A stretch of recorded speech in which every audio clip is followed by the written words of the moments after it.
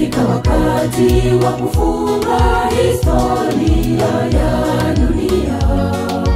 Matukio mengi ya kutisha yanakuja, yaliyotabiriwa lazima yatimie. Umejiandaa vipi ndugu kwa pambano la mwisho, pambano la kutisha?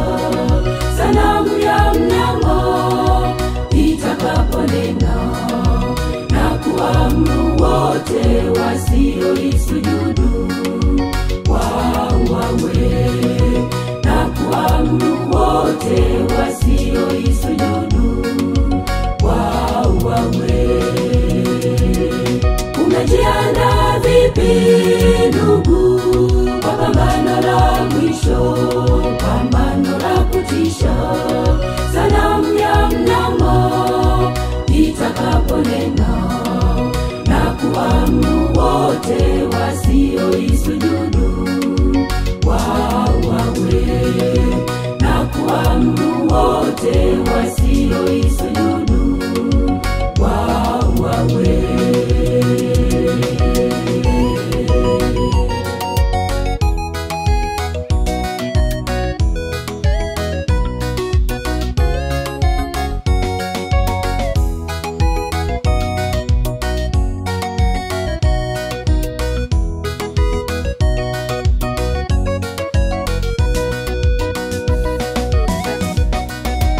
Umefika wakati kanisa lake Mungu kusambaratika.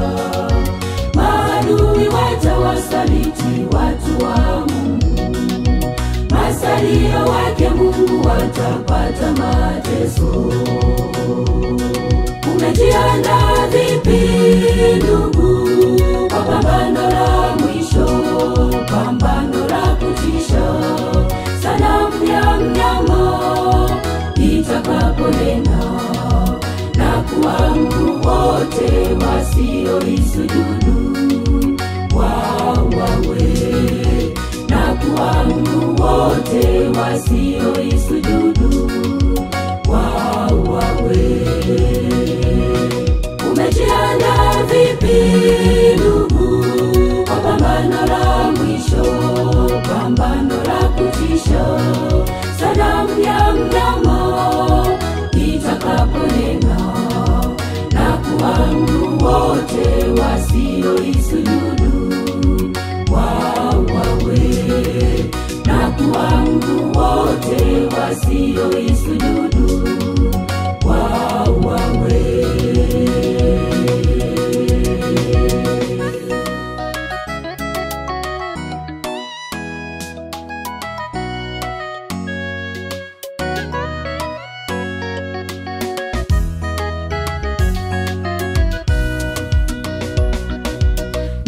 Mjumbe wa Mungu kaona maadui wamo kanisani, wakileta mafundisho mengi ya uongo.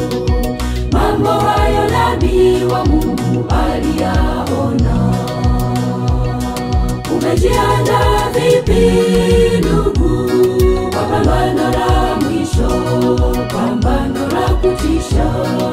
Sanamu ya mnyama itakaponena na kuamuru wote wasioisujudu wauawe, na kuamuru wote wasioisujudu wauawe.